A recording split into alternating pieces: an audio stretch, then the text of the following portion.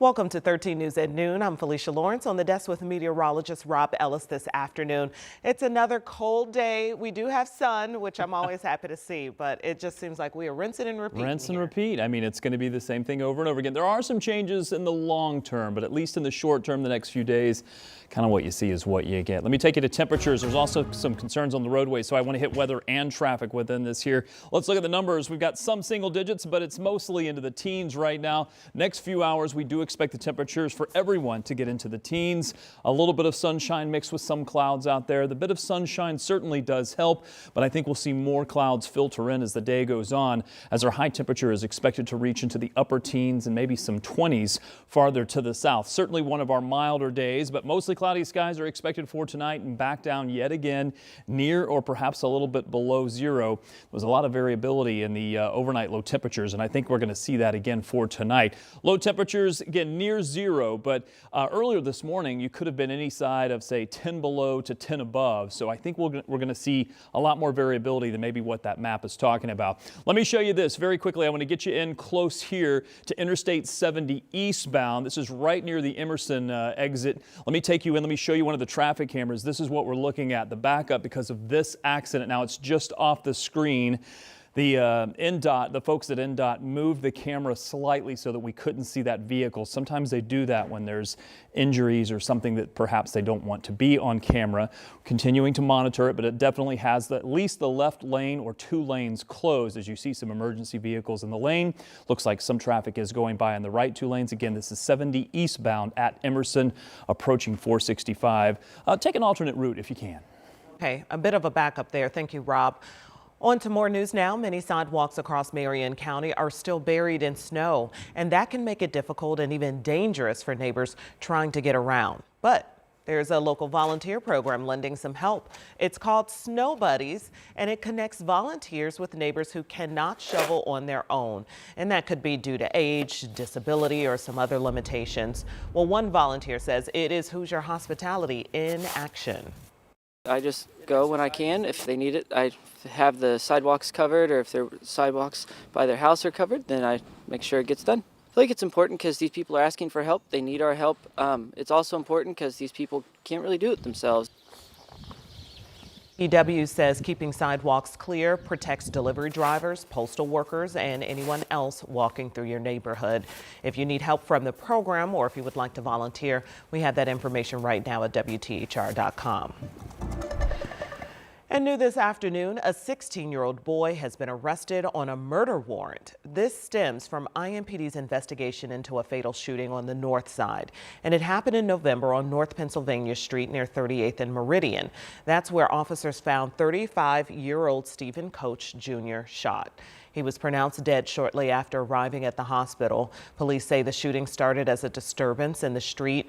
After following up on leads, officers say they identified the 16-year-old suspect.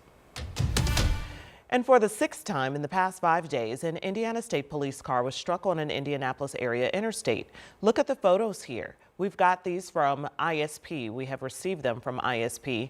The crash happened this morning as a trooper was investigating a rollover crash on eastbound I-70.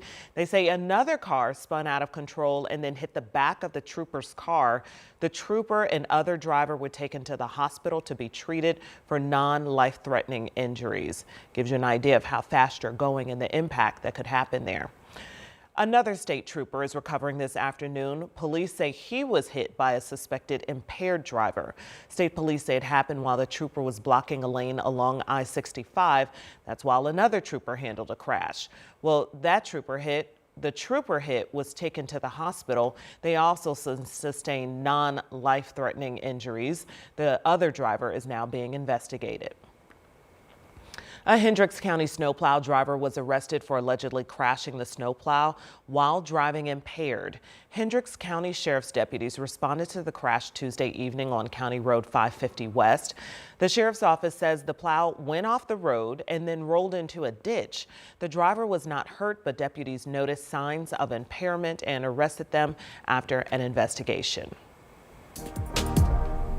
And as data centers boom across Indiana, conversations about regulating their growth continue. Alex Almanza shows us how city leaders are now asking the right questions with the answers still loading.